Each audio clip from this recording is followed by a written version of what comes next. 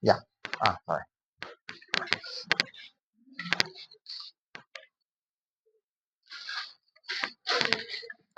En la otra computadora que está al otro lado, no hay eso que está en la esquinita como acá, que para corregir la pantalla, no hay allá. No lo encuentro. Será diferente, en cada computadora debe ser diferente, ¿no? Vamos a apagar un poquito la luz porque si no... Vamos a continuar con las clases programadas y vamos a hacer lo que debemos hacer antes de un acto quirúrgico, ¿no? El prequirúrgico que llamamos, ¿no? La evaluación prequirúrgica, ¿no? Que comprende principalmente el riesgo vascular, porque ya en la clase pasada hemos visto todos los análisis que se piden para una intervención quirúrgica, algunos genéricos, otros ya específicos para determinadas patologías, ¿no? Y uno de esos es el riesgo cardiovascular. ¿Qué importancia tiene ver en la parte cardiovascular? Porque es un órgano vital dentro del organismo, como todos los órganos en general, unos más que otros, porque nuestra anatomía funciona en conjunto, no funciona independiente. Si no funciona bien el corazón, no funciona bien el riñón, no funciona bien el hígado, no funciona el pulmón, porque la circulación se altera. Entonces, este riesgo cardiovascular generalmente lo hace el clínico o el cirujano, perdón, el médico cardiólogo, ¿no? No lo hacemos nosotros los cirujanos, lo hace el cardiólogo. ¿Y qué importancia tiene que le hagan una evaluación cardiológica para ver cómo está, ¿no? Para evitar las complicaciones, ¿no? Porque puede haber un problema que no es detectado y durante el acto quirúrgico puede desarrollarse y puede hasta ocasionar un infarto. Entonces, es el cardiólogo el que detecta por su especialidad todas estas patologías que pueden estar inmersas dentro de un paciente y muchas veces a raíz de hacer un riesgo, algo de rutina, sale que por ahí tiene alguna alteración, que de repente está fallando mínimamente sus válvulas o los ruidos cardíacos están alterados, pero que no le da ninguna sintomatología. Entonces, es también por eso es que nosotros esperamos que todo paciente que entra a sala de operaciones, salvo pues la emergencia pues que llega ya sí o no, pero el cardiólogo lo tiene de papa rapidito, porque apenas llega un paciente en mal estado, pasa a trauma shock y ahí las enfermeras, la técnica ya le ponen los chuponcitos del electrocardiograma y le sacan su electrocardiograma y en el trayecto el médico, ¿no? El clínico o el cardiovascular, si es que está ahí, hace rápidamente el riesgo, ¿no? Pero en sala ya el paciente ya está con riesgo, ¿no? Ya a pesar, sabemos que es un riesgo 4, porque los riesgos van del 1 al 4 en números romanos. Y también hay pacientes que tienen con problemas respiratorios y ahora ya se está pidiendo también el riesgo neumológico, que lo hace el especialista, el neumólogo, ¿no? Especialmente en personas que por encima de 60, 65 ya es una, entre comillas, una obligatoriedad de hacer el examen neumológico, ¿no? Especialmente también en personas que trabajan en fábricas donde hay continuamente humo, ¿no? A pesar de que deben usar, porque a veces les ponen, les compran, pero no les usan porque es incómodo estar con una máscara ahí, ¿no? O las personas que todavía en muchos sitios cocinan con leña y se dedican al negocio de comida, o sea, desayuno, almuerzo y lonche, están preparando continuamente comida y están exponiéndose al monóxido de carbono, ¿no? Y eso va afectando la capacidad respiratoria y con los años puede hacer un EPOC, que es una enfermedad obstructiva, ¿no? Del pulmón que es irreversible. Entonces, de estas, las más frecuentes son las respiratorias, porque aquí no se resfría, aquí no se le produce una neumonía, una bronquitis, pero las más peligrosas son las cardiovasculares, que por eso que nosotros cuando entramos a sala de operaciones tenemos que tener, por cuestiones médicas y legales, los documentos de que él ha sido evaluado. ¿Qué objetivo tiene la evaluación preoperatoria? ¿No? Ver las complicaciones que pueden presentarse en el periodo operatorio o posterior al examen, a la intervención quirúrgica, ¿no? Y el otro objetivo es identificar a los pacientes con riesgos cardiovasculares o poseedores de cardiopatías, porque el manejo de este tipo de pacientes incluye ya un poquito de más cuidado, especialmente para el anestesiólogo. El cirujano no tanto, porque el cirujano tiene que entrar a operar con el paciente cardiológico y con un paciente cardiológico, ¿no? Porque la operación tiene que hacer. Pero el que va a manejar la parte metabólica del organismo, del cuerpo, es el anestesiólogo. Y ellos tienen que ver, tener en cuenta si este paciente está en condiciones de soportar la anestesia o qué tipo de anestesia pueden ponerle, ¿no? A veces no pueden hacer una anestesia profunda, ¿no? Porque puede alterar si ponen una anestesia algo superficial, ¿no? Pero dependiendo del caso. Entonces, esos son los objetivos de una evaluación preoperatoria.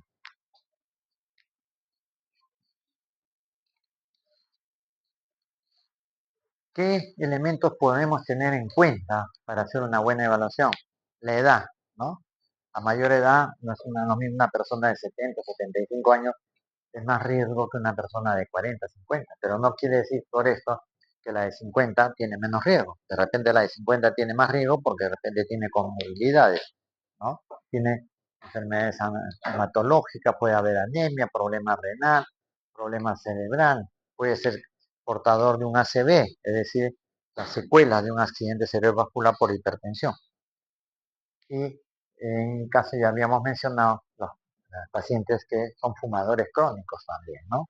Hay gente que se fuma 2, 3 cajetillas diarias, no ha terminado de prender un cigarro, de fumar un cigarro y ya está prendiendo el otro, ¿no? Incluso es fácil de reconocer porque toda esta zona está amarillenta, los dientes amarillentos, ¿no? Depende del tipo. Bueno. También en caso del sexo no hay mucha diferencia en cuanto al riesgo porque los mismos riesgos pueden tener uno más que otro, ¿no? Salvo que en una intervención quirúrgica se detecte que una mujer está embarazada. Y si uno puede postergar la operación, es mejor postergarla, ¿no?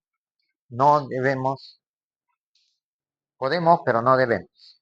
Se puede operar, pero con el riesgo de que si por X razón, salvo que sea una emergencia sí o sí, puede el efecto de la anestesia hacer perder la criatura o puede nacer con algún trastorno genético, ¿no?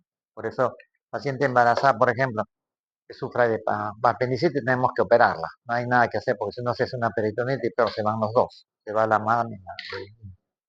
Pero se le advierte a través del consentimiento informado a la paciente de que puede correr el riesgo de perder a la criatura por efecto de la anestesia, por efecto de la manipulación y esas cosas, ¿no? Esa es la única diferencia que hay en el caso de la mujer. Después no hay ninguna otra diferencia en cuanto a riesgo quirúrgico, ¿no?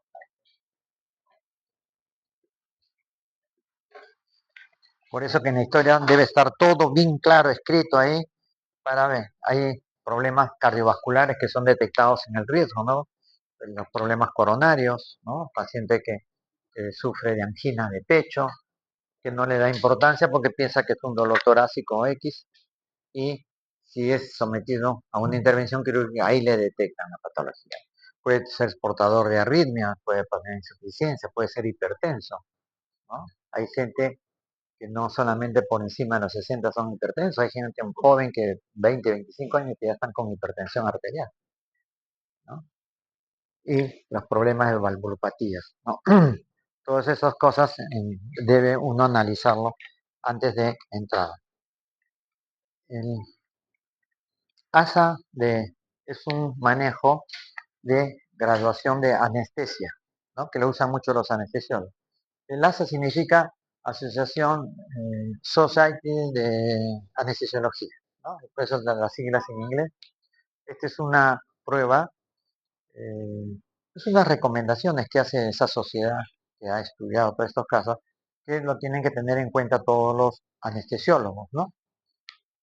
Y hay una serie de riesgos que se hacen porque cada científico es inventor de su campo, ¿no? Entonces, como vamos a ver, hay una serie de riesgos, ¿no? pero el ASA es el patrón neumológico, perdón, el patrón anestesiológico de la Sociedad Internacional de Anestesiología, a la que todos los anestesiólogos deben tenerlo en cuenta, ¿no? Y está bien claro porque va del ASA 1 hacia las así como el riesgo quirúrgico va del 1 al 2 al 3 y el 4, en números romanos, 1 es normal, 4 es ya con problema de cardiopatía, 2, 3 son intermedios. Entonces cuando el cardiólogo pone ahí, pone 1 sobre 4, 2 sobre 4, 3 sobre 4, 4 sobre 4, ya es un riesgo bastante alto que el paciente puede morirse en sala. Pero si hay que operarlo, hay que operarlo, si no, pues se postergará, ¿no? Así los anestesiólogos tienen una escala, el ASA 1, que es un paciente sano, completamente normal, hasta el ASA 6, que es muerte cerebral, ¿no? Donde el paciente ya no tiene ninguna función cognitiva, ¿no? Y la intermedio son estos valores. Entonces el anestesiólogo cuando hace su evaluación dice ASA 2, ASA 3, ASA 4, ¿no? De repente puede decir ASA 1, pero el paciente puede por ahí tener un fondo que no ha sido detectado y hacer un paro cardíaco. Eso no quita que, porque la necesidad dice ASA 1 ya no pueda tener alguna patología, ¿no? O hay pacientes que no son detectados su diabetes, ¿no? De repente con el acto quirúrgico hay un trastorno metabólico y de repente se desarrolla, ¿no? Entonces cambia el lazo. Estas son una serie de escalas, ¿no? Este es lo mismo, sino que este está en inglés. El que quiere practicar su inglés puede leerlo. Las diferentes escalas que hay, ¿no? Eso como referencia. Miren, ¿cuántas hay? De Goldman, de Lee, de Lesky, de Charlson. Son escalas de riesgo, ¿no?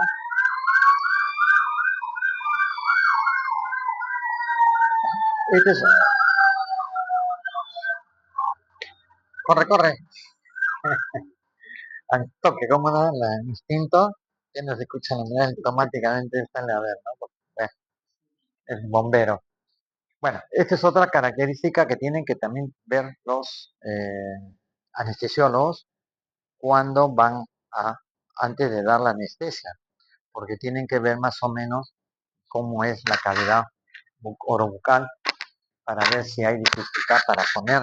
Casi la mayoría de los pacientes que están con anestesia general tienen que entrar con intubación, ¿no? Entonces, hay pacientes de cuello corto, pacientes que presentan diferentes modalidades de la orofaringe, ¿no? Miren, en esta está completamente libre, ¿no? En esta ya hay un poquito de dificultad con respecto a la lengua, y aquí casi ya está bloqueado, y en estos son los más difíciles. Y si es un paciente de cuello corto, es un paciente que tiene problemas cervicales, que no puede hacer la extensión, entonces va a tener que tener problemas para...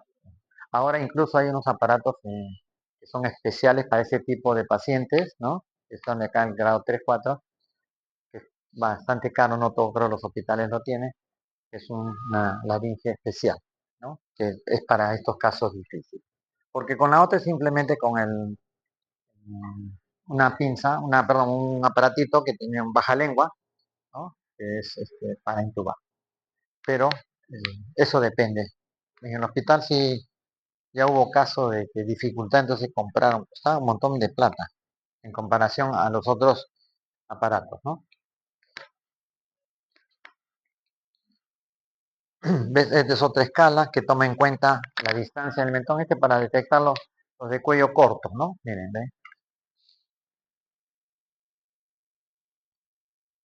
Esta es otra clasificación para ver cómo se hable la glotis, para según eso ver cómo intubar, ¿no? Porque cuando está muy estrecha a veces tienen que usar un aparatito especial para no lesionar, porque puede lesionar hasta las cuerdas vocales y el paciente quedar con problemas el habla postquirúrgico, ¿no?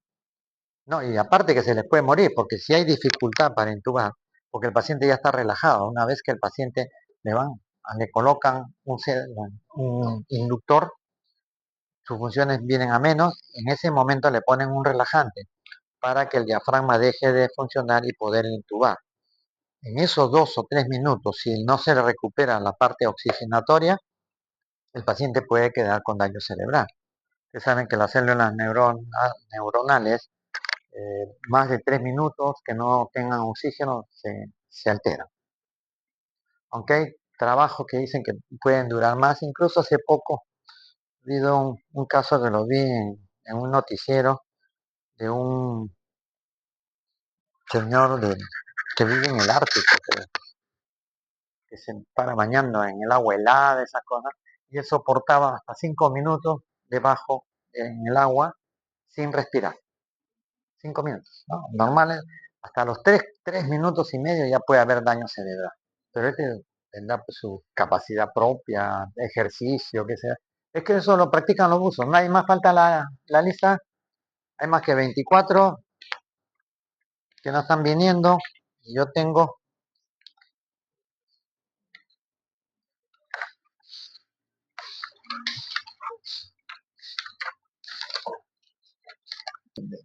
pues, agencia docente, en la oficina docente, para que investiguen por qué no está viniendo. O sea, no se expongan a eso porque pueden tener problemas en evaluación.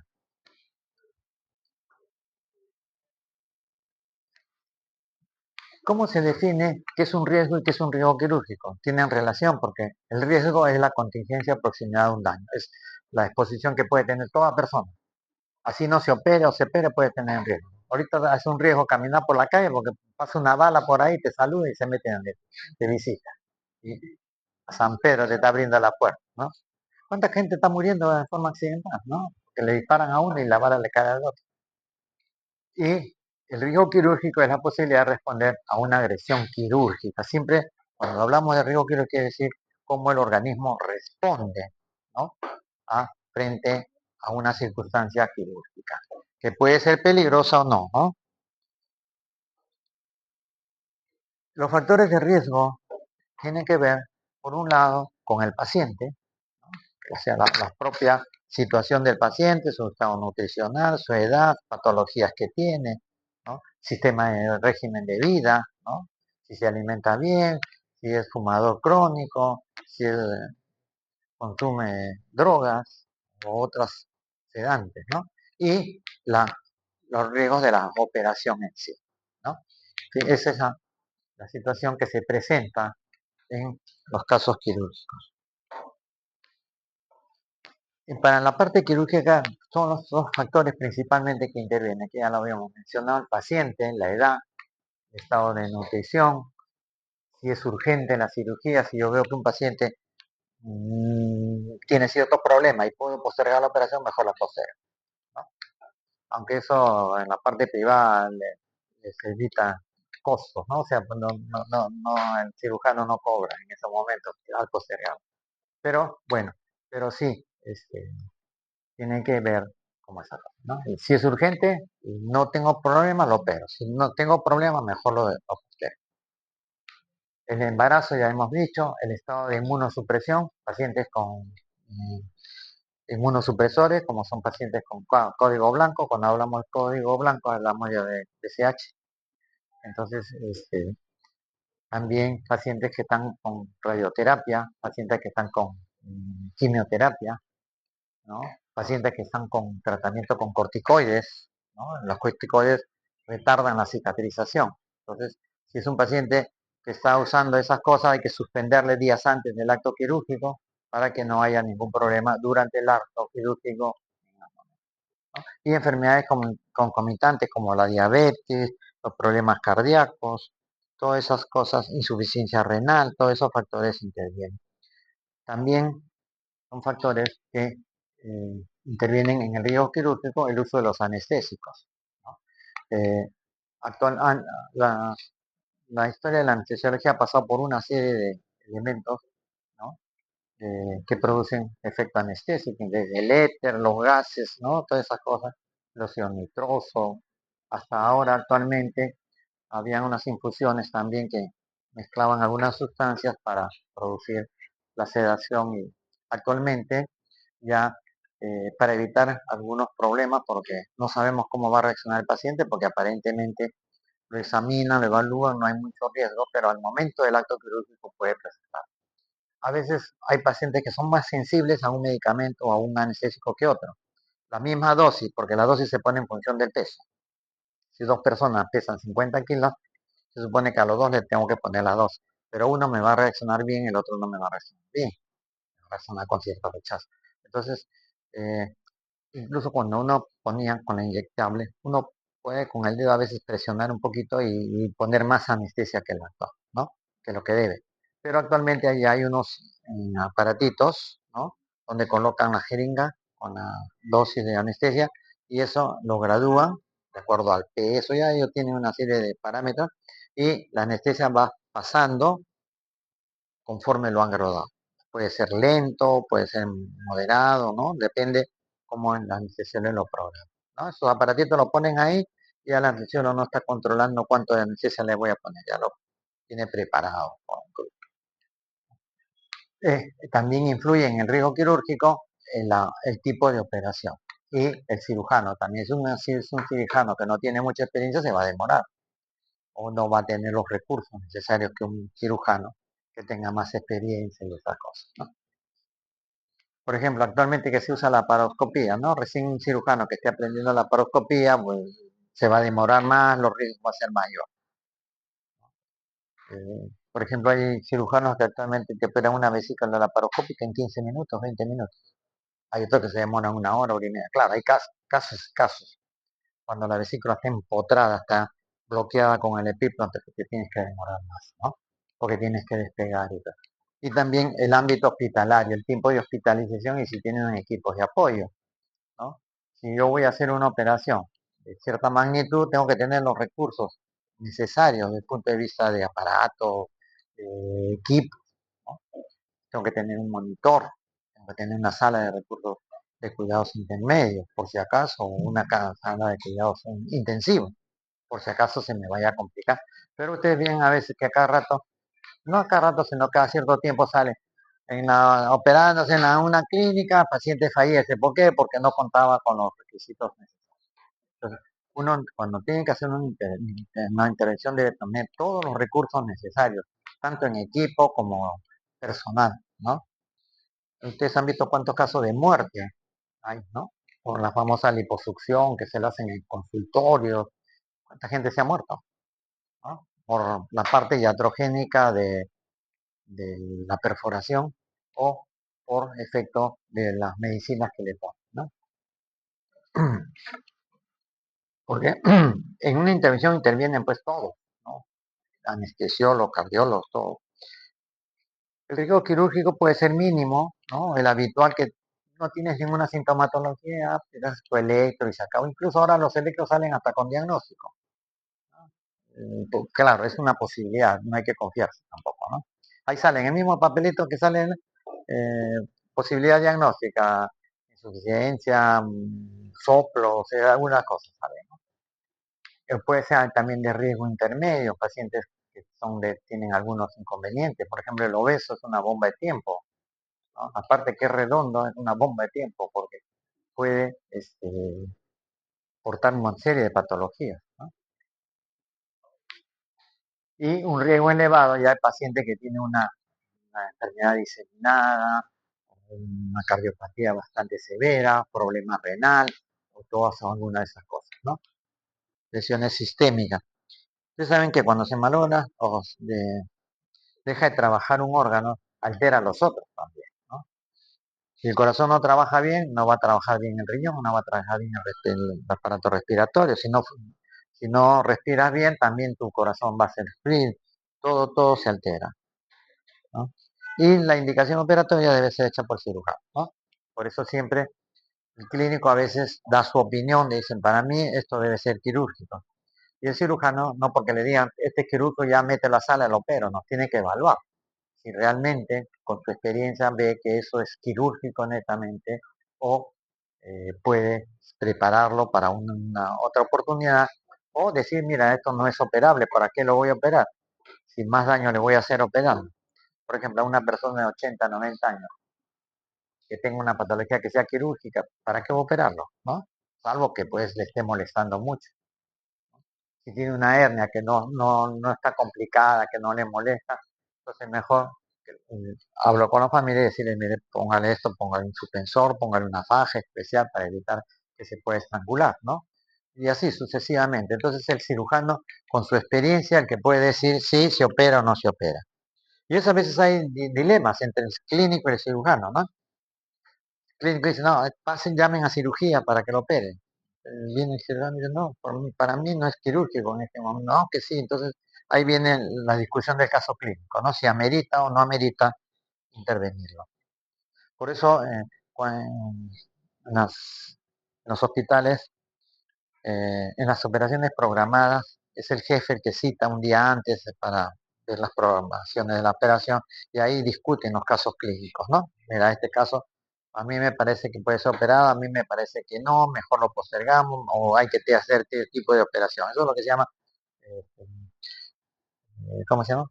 Este, junta médica, ¿no? Es donde en la junta médica interviene el cirujano, el clínico, el cardiólogo, el de UCI y el anestesiólogo, desde el punto de vista quirúrgico, ¿no? En los otros casos no necesitan el anestesiólogo.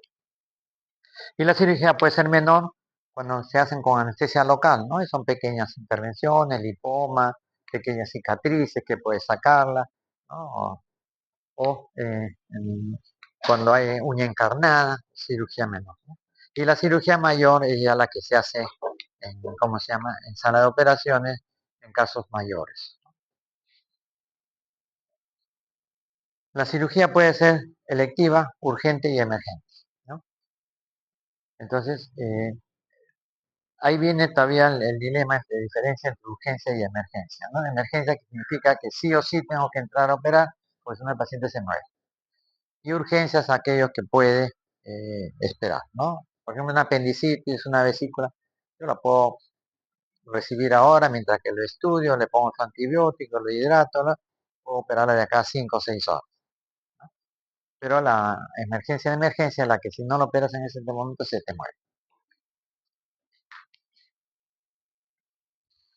Estos son los diferentes tipos de heridas, creo que ya lo habíamos hablado también en la clase anterior. Heridas limpias, aquellas que no están contaminadas, ¿no? Y generalmente es las heridas quirúrgicas, ¿no? El cirujano agarra su bisturí, está haciendo una herida. Recordad, esa es una herida netamente limpia, porque no está contaminada, porque está usando este, bisturí estéril. Y si lo utiliza ¿cómo se llama? El bisturí contaminado no es esterilizado, bueno, ya inmediatamente se convierte en herida limpia contaminada. Y la contaminada es aquella donde no está controlado el material, ¿no? O sea que tú no sabes si la pinza, el portaguja, el bisturí, el mango esté contaminado. Y la infectada o sucia, pues esas heridas que ya eh, se producen en un accidente de tránsito, en un accidente cualquiera, fracturas expuestas, son contaminadas netas porque están en contacto con la tierra, el aire, las cosas que están en pleno atmósfera, ¿no? Por eso que los traumatólogos nunca las fracturas expuestas las operan ese mismo día. Le hacen lavado, todo y la postergan, la inmovilizan y toda esa cosa. Y esta es otra cuestión, otra circunstancia en que puede complicarse las operaciones con factores de riesgo, ¿no? Aparte de la bolita, es una bomba de tiempo, ¿no? Que puede tener una serie de patologías. Y miren este cuadro, leanlo bien con cuidado, los diferentes grados de obesidad, ¿no? Desde la obesidad ligera, que casi todos tenemos un poquito de obesidad, ¿no? Porque la forma de determinar el peso de una persona está en función de la talla, ¿no? ¿Saben? La talla, por ejemplo, si mide 1,50, su peso debe ser 50. Se anula el 1 y se que es 50. 3 más, 3 menos es lo normal. Si pesa 80, perdón, si mide 1,80, su peso debe estar en 80, ¿no? Y así sucesivamente. Pero si está en 1,80 y pesa 120, ya está con sobrepeso. Ya hay un grado de obesidad.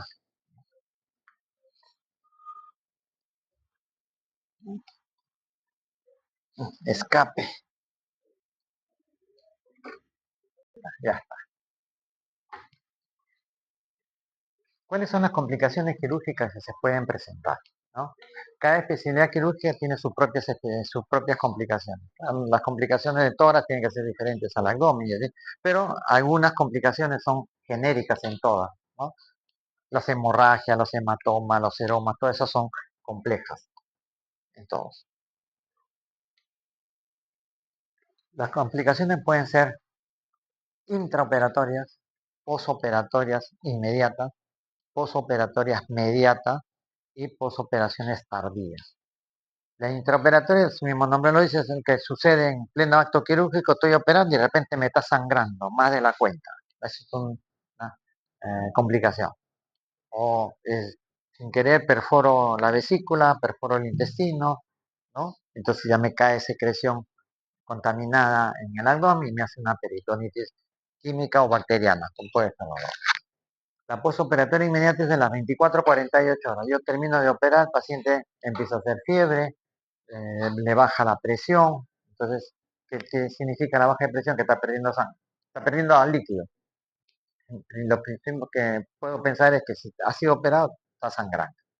Entonces, es una operación. La postoperatoria inmediata es de acá a una semana, 7 días, que me viene el paciente, doctor, tengo fiebre, los primeros días he estado bien y noto que me duele la herida, pero todo, ¿no? Ya se formó un absceso. Esa es una complicación postoperatoria media.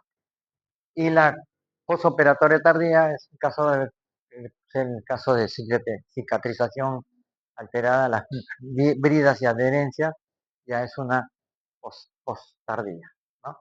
Porque eso se presenta a veces a la semana, se presenta a los meses, al año, 2, 3 años se puede presentar, ¿no? Por una falsa cicatrización.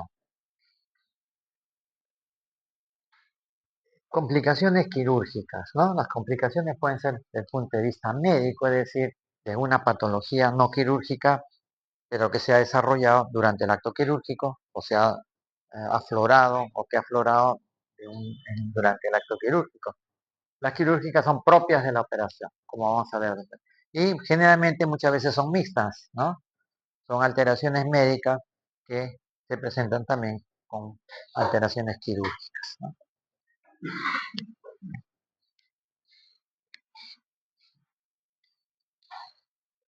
¿Qué complicaciones podemos encontrar en las heridas? ¿No?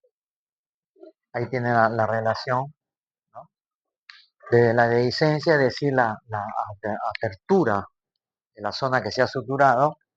2, puede haber hematoma o sangrado, puede haber seroma o líquido seroso, ¿no? Puede haber infección, pueden haber heridas crónicas que no cicatrizan, como ya lo hemos visto en la clase anterior, o falsa cicatrización aberrante, ¿no? Las famosas queloides, ¿no? Que pueden presentar. Y cuando hablamos de heridas incisionales, se refiere a una herida hecha por el cirujano, hecha por la incisión, ¿no? Cuando hago yo un corte, generalmente la herida es parejita, ¿no? Porque cuando yo hago la historia, hago esto, no como cuando quiero cortar el pan o algo, hago esto, ¿no? Hago un solo tajo, tampoco muy profundo porque puedo cortar estructuras, ¿no? Entonces, esas son las heridas incisionales, por eso que hablan también de las hernias incisionales, ¿no? Esas cosas. Las complicaciones son numerosas las que se pueden presentar, desde la herida, la termorregulación respiratoria, miren, toditas las complicaciones que se pueden presentar. Ustedes me dicen, pero si me van a operar el abdomen, ¿qué complicación puedo tener en la garganta? A la intubación puedo tener una complicación, lesionar las cuerdas vocales, ¿no? Al momento de hacer la intubación, de repente es una intubación difícil, ¿no? Y así sucesivamente, ¿no? Esas cosas. Complicaciones de la herida, ¿no? De licencia, este ya lo hemos visto, ¿no? Esa es repetición, creo. Esta es repetición.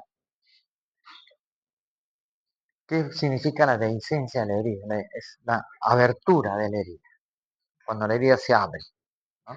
Entonces, puede ser debido a una falla técnica, de repente no se puso la sutura adecuada, se puso una sutura muy delgada y eso con el movimiento se rompe. Puede ser factores edad, si es un paciente que tiene trastornos en la coagulación, trastornos en la cicatrización, y es una persona de edad avanzada, pues, sus tejidos se van a demorar en cicatrizar, entonces hace un esfuerzo, tose, esas cosas, y hace dehiscencia la herida, se le abre la herida. Puede ser cuando está muy tensa, también muy ajustada, y entonces cuando siempre hay un proceso inflamatorio. Ustedes saben que el organismo siempre trata de hacer un cuadro inflamatorio cuando hay una noxa. La incisión es una noxa. Entonces la cicatriz se edematiza y al edematizarse se rompe el punto o se adelgaza el punto, ¿no? Esa es una tensión.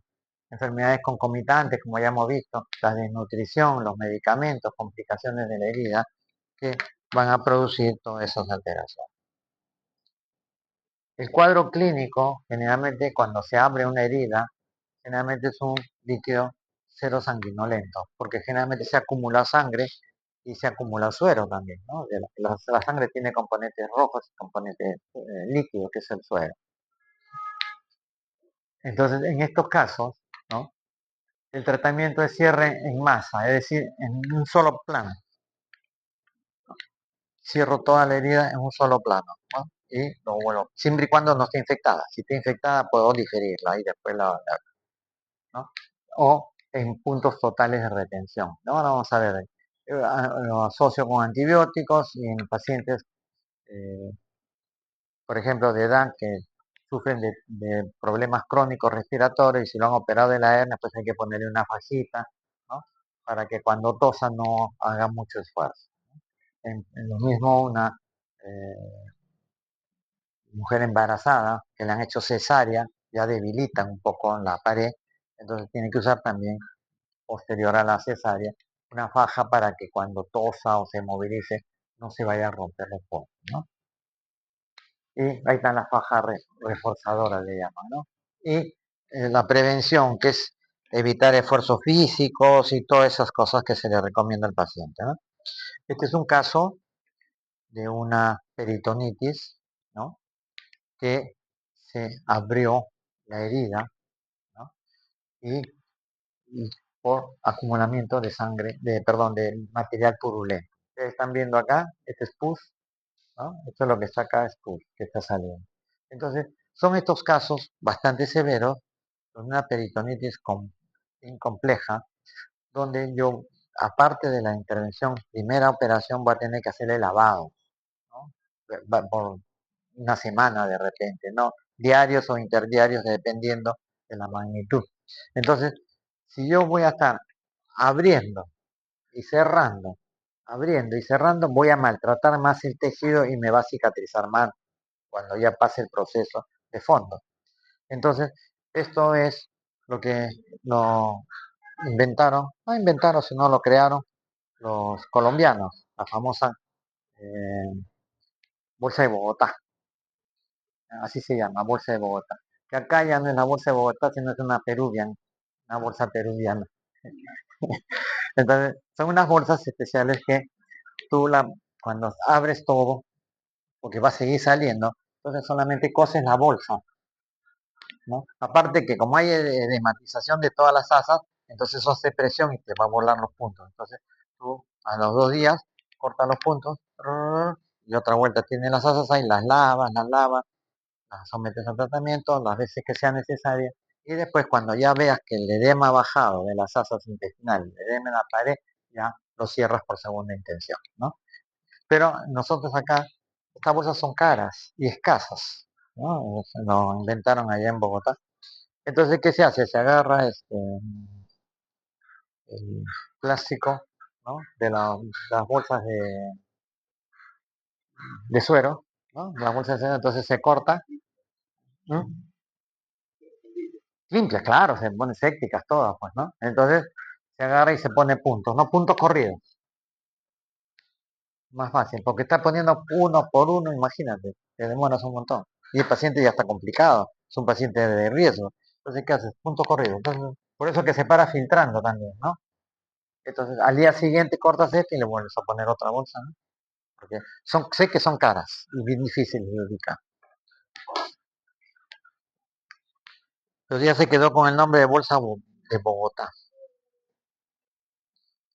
Estas son complicaciones de las heridas operatorias. Una, acá ven una cicatriz, ¿no? Bastante grande, longitudinal, ¿no? Y debajo un abultamiento. Las capas son peritoneo, músculo, aponeurosis, tejido subcutáneo y piel. Aquí todas las capas de abajo se han abierto, pero la piel está pegada. Pero toda la masa intestinal está empujando, como si fuese una hernia. Entonces, a veces pacientes que lo operan de hernia y viene así, entonces acá hablamos de eventración. No hablamos de hernia ya, sino o hernia incisional que hemos visto, ¿no? Los españoles le hablan hernia incisional. Nosotros en Perú le decimos eventración, ¿no? Que también el tratamiento es quirúrgico, hay que volver a abrir y volver a cerrar bien los planos ya con un material más reforzado, incluso algunos tienen que ponerle malla, ¿no? Malla de mármoles, una malla especial que no produce reacción y se cubre de fibrina después de un tiempo y ya los tejidos están protegidos. Y acá sí vemos una herida que se ha abierto y que encontramos asas intestinales. Esto sí es una evisceración. O hay casos también donde la evisceración es provocada por el malandrín. Mete el cuchillo, corte, ¡brum! Se salen las asas intestinales, ¿no? Es una incisión de malandrín, ¿no? Del asaltante, no es del cirujano. Y están las asas, llegan así con las asas abiertas, ¿no? Hay que meterlo inmediatamente a sala, lavar. Y a veces hay que ponerle su bolsa de colostomía, perdón, de Bogotá, para poderlo lavar 2, 3 veces y después ya la cierran, ¿no?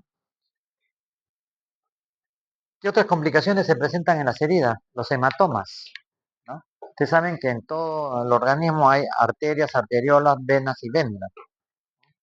Cuando uno hace un corte, seccionas, seccionas filetes nerviosos, seccionas vasos arteriales, pequeños, pues, ¿no? Entonces, si tú lo vas a cerrar o lo cauterizas, ¿no?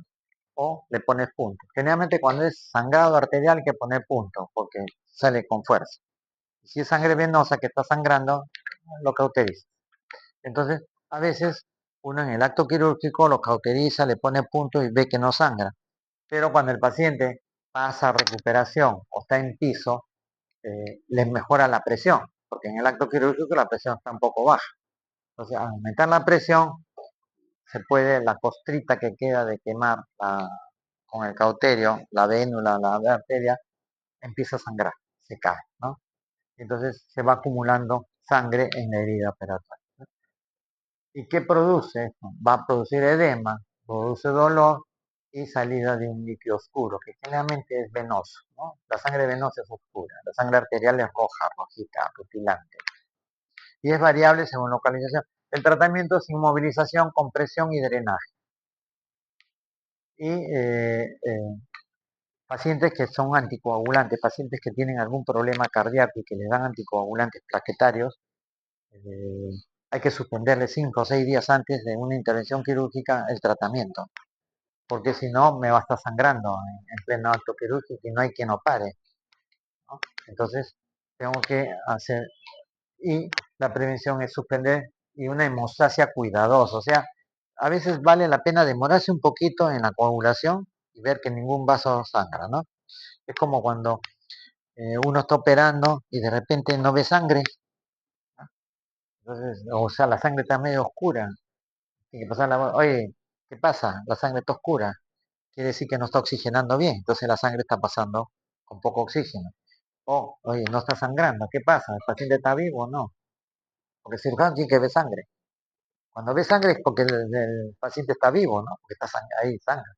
Pero si ves que no sangra en una zona que tú estás cortando, oye, ¿qué pasa? ¿Cómo está el paciente? ¿Está sangrando? No, no.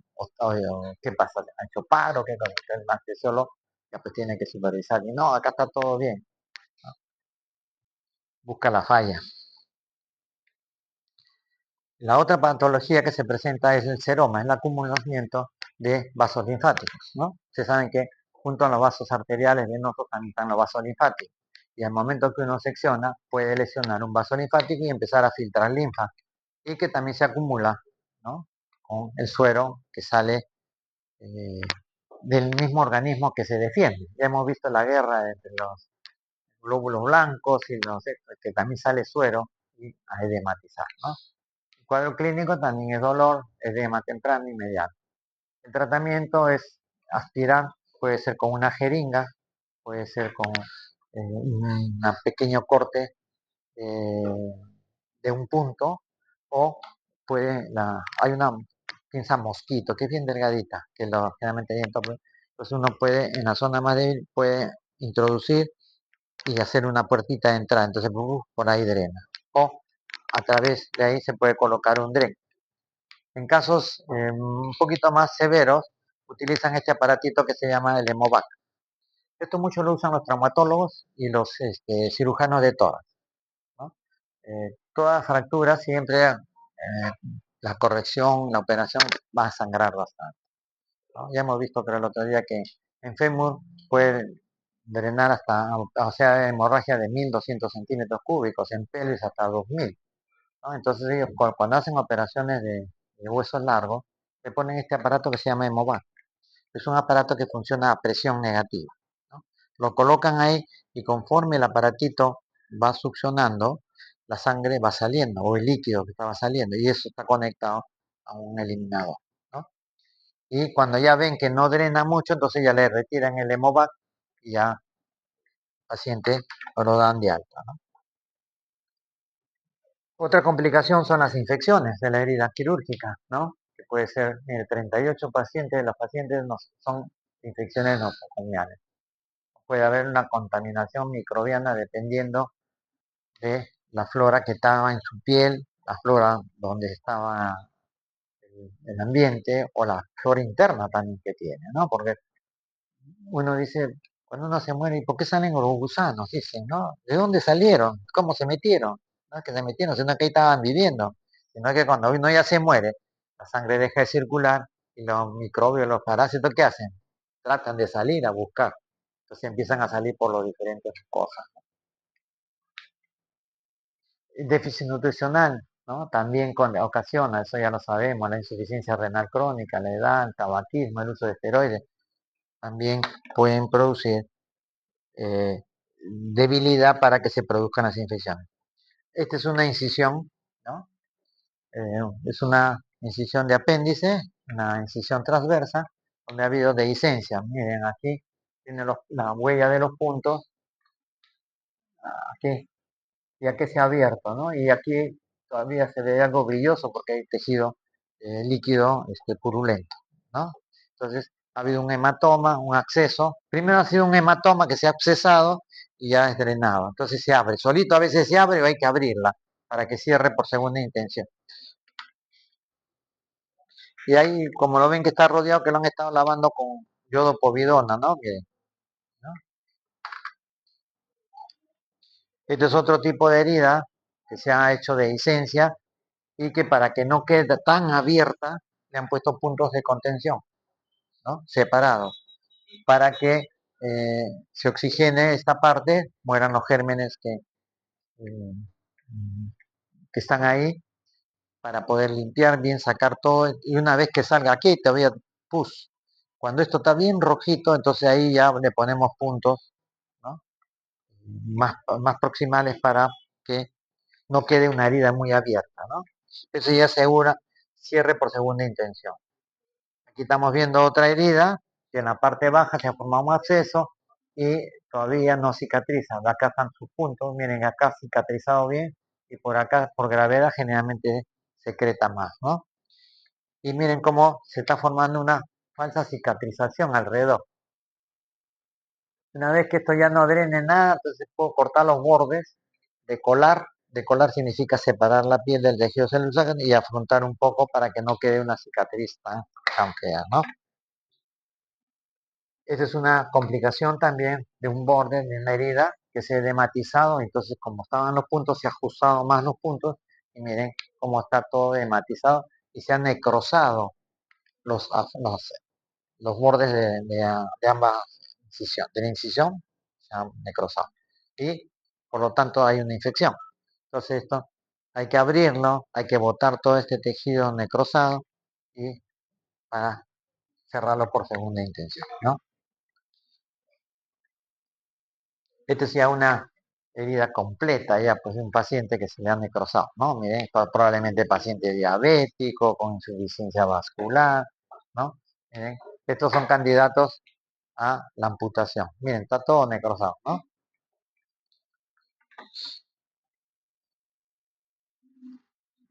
En el tratamiento de las infecciones de las heridas operatorias, ahí se están presentando los signos de Celso. Celso fue un cirujano antiguo, de los años 1000, no sé cuánto, que estudió los 4 factores que se presentan en un caso de infección de herida.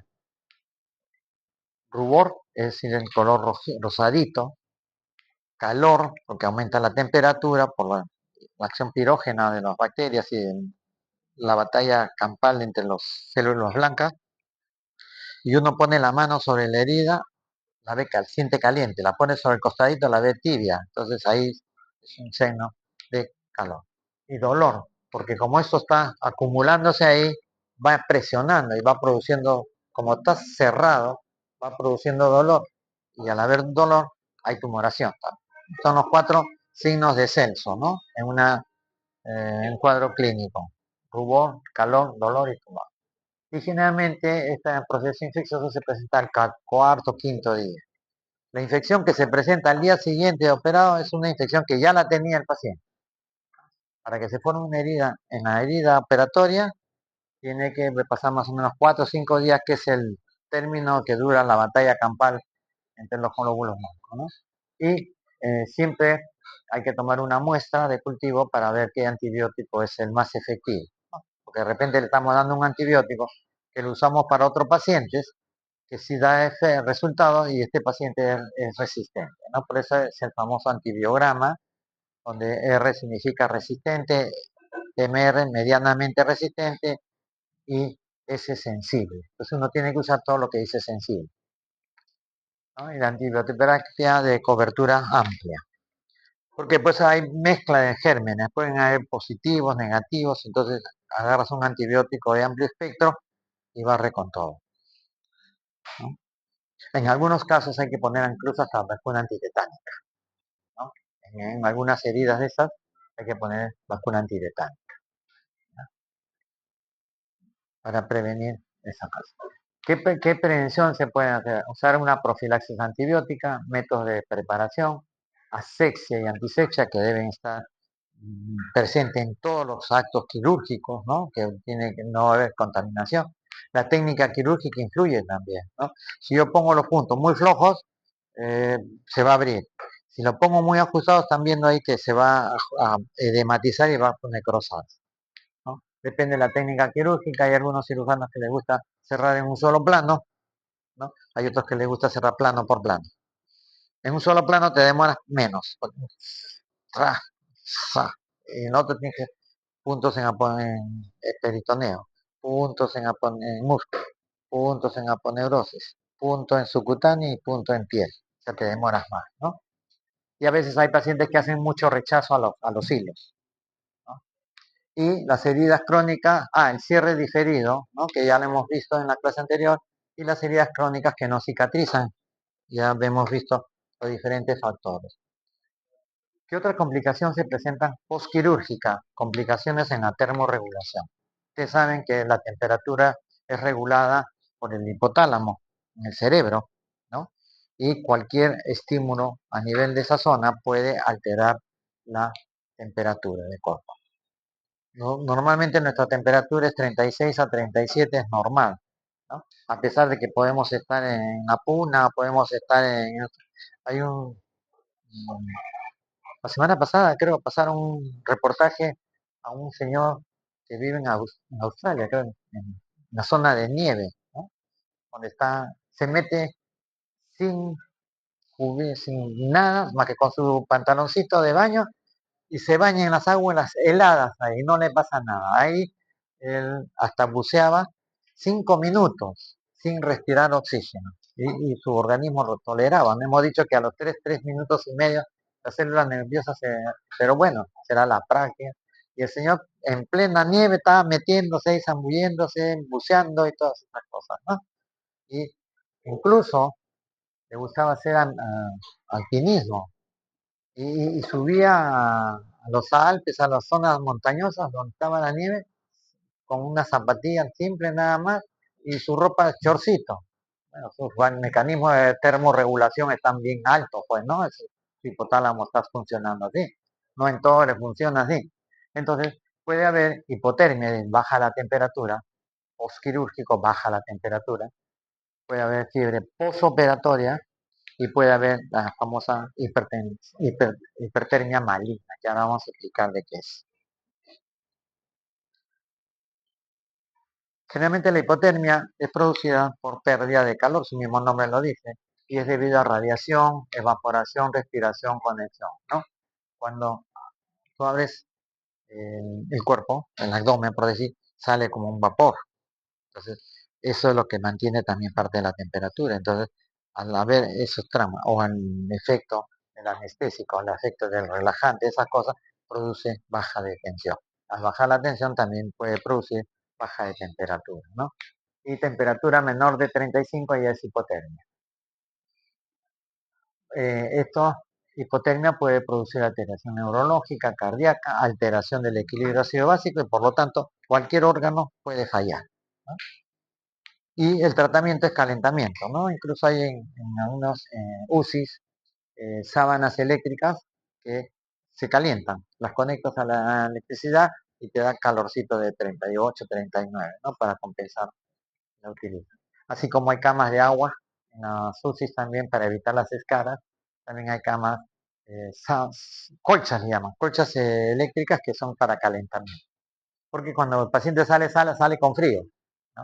Entonces a veces le ponen una frazada, pero en algunas UCIs o en zonas de recuperación ya tienen esas sábanas eléctricas que la conectan y calientito está el paciente y hasta que se da de alta. Y el tratamiento es recalentamiento, ¿no? La fiebre posoperatoria generalmente sí es una fiebre de 38, 39 grados, ¿no? Hasta 40 también. Y esto se debe a que hemos dicho que durante el intercambio de defensa y los gérmenes pueden soltarse sustancias pirógenas, ¿no? Piro viene de fuego, que de calor. Entonces, el efecto de eso te puede dar una reacción de fiebre posoperatoria. Aparentemente no hay infección, pero al día siguiente estás con fiebre. O a los 2 días estás con fiebre. Entonces, a veces el paciente está ya bien de todo, pero le da con fiebre. Entonces decimos, bueno, ¿lo damos de alta o no lo damos de alta? Si no tiene nada, mejor que se quede un día más hasta que le bajen la fiebre, ¿no? Nos quedamos. Las causas de la fiebre perioperatoria es por la infección, por la manipulación de material contaminado, ¿no? Si es una peritonitis, yo estoy manipulando, jalando el asa, eso disemino los gérmenes y las sustancias pirógenas empiezan a hacer. La reacción transfuncional también puede producir fiebre. Y algunas alergias a los fármacos, algunos fármacos te pueden producir hipertermia, ¿no? Que es pasajera y controlada. La que no es controlada bien es esta, la famosa hipertermia maligna.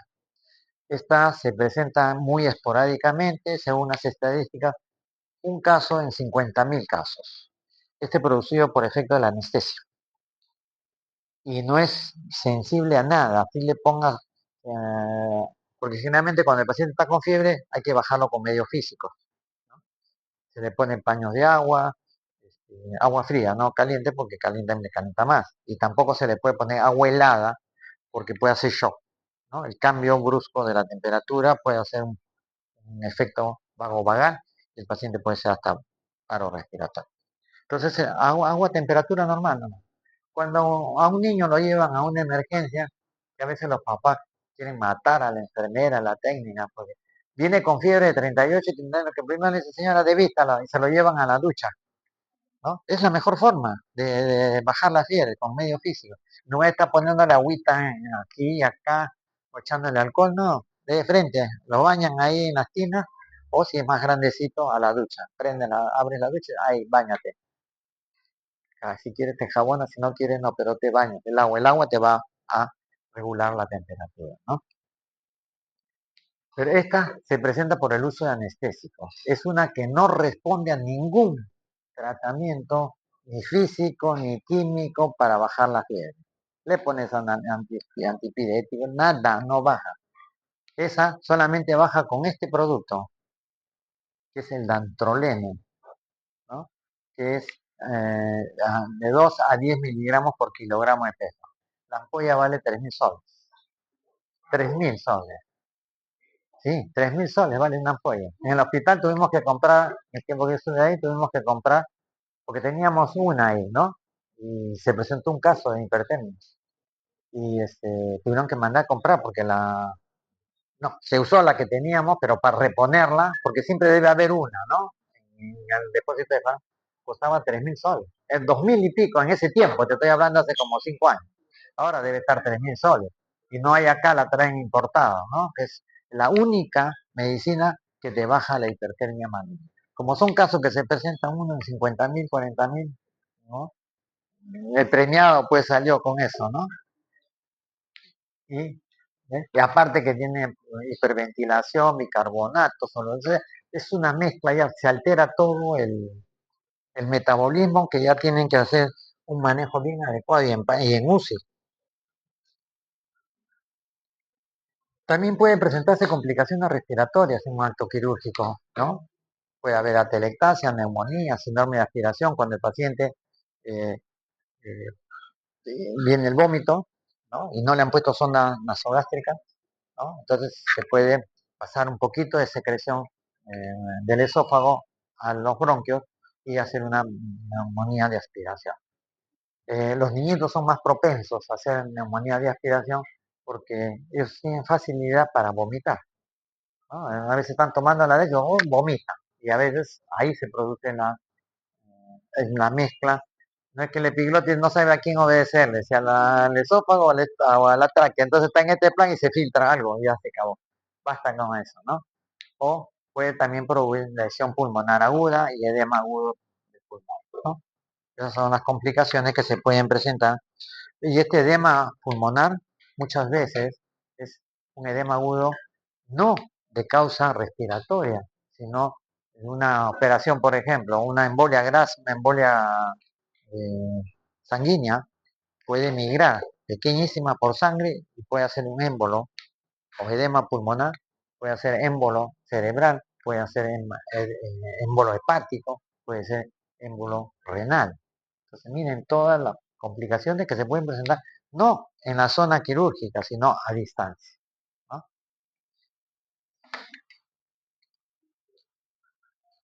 Bueno, en la embolia pulmonar, la neumopatía reactiva y neumopatía obstructiva, que también le llama a la por émbolos, ¿no?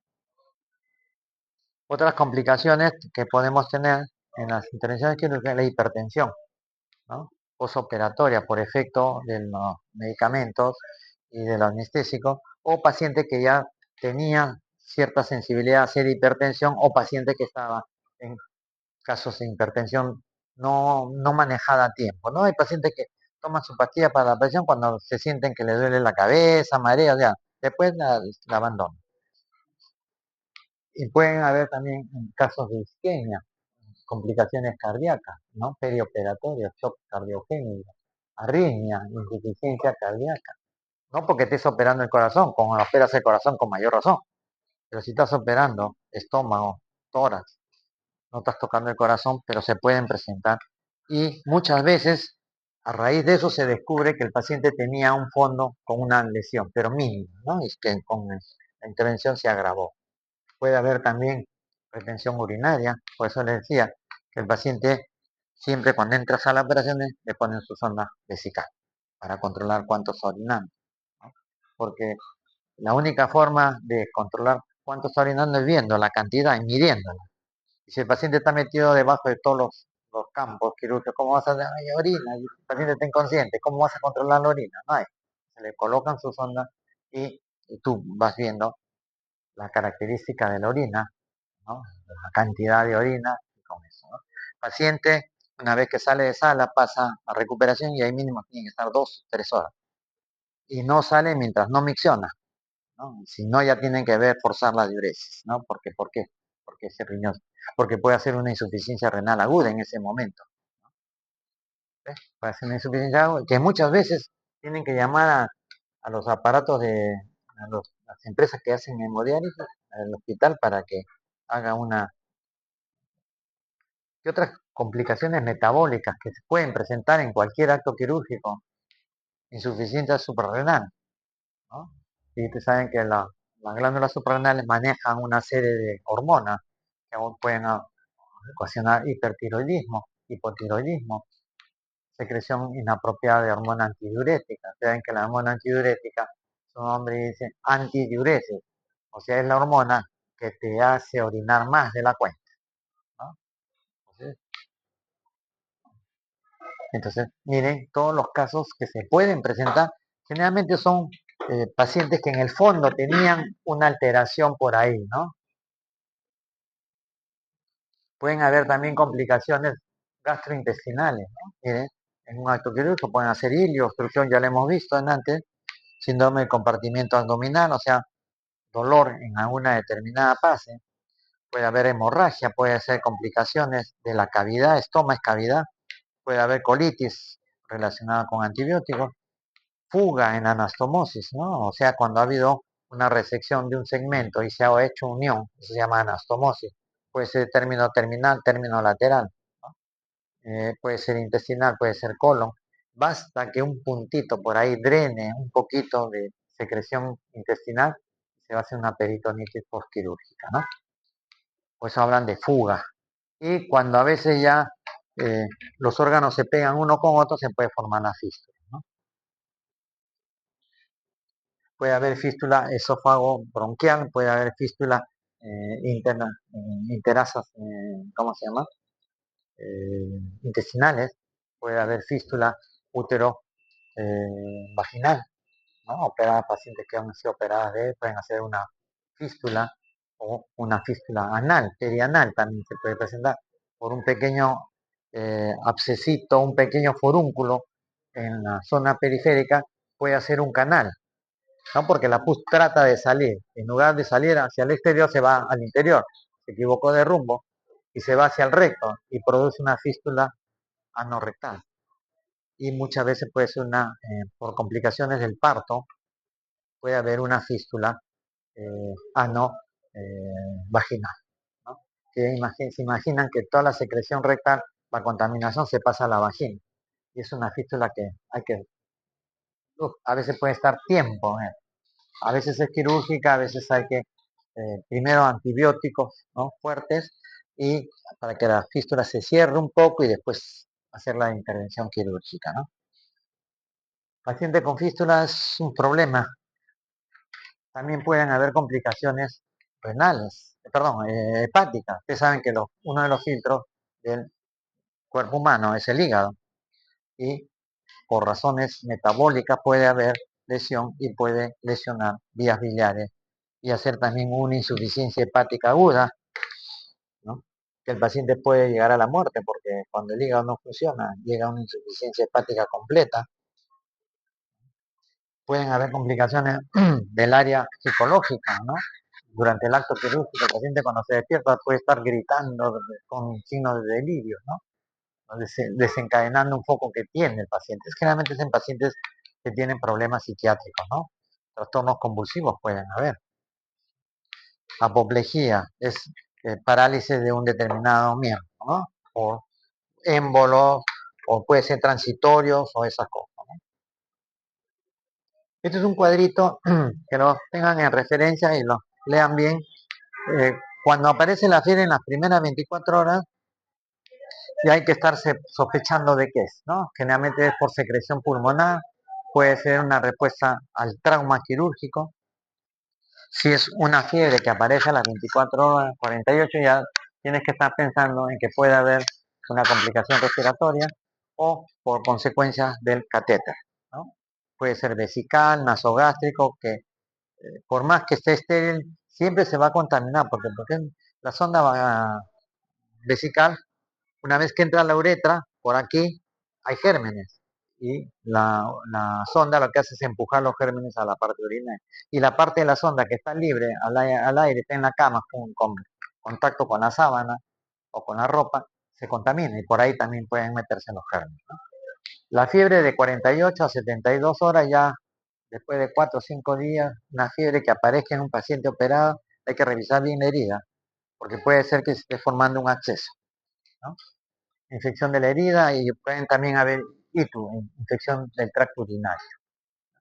Y fiebre después de una semana ya puede deberse a un absceso, ¿no? El absceso se forma después de 6, 7 días y el paciente sale de alta, regresa con fiebre y le encuentras un absceso, ¿no?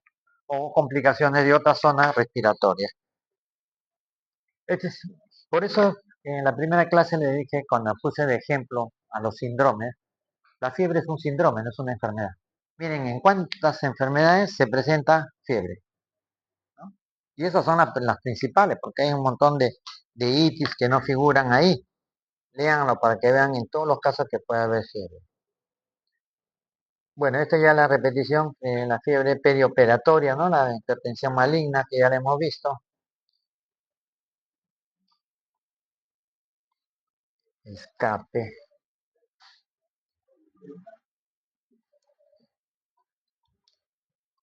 Unos 10 minutos descansamos para que se estiren.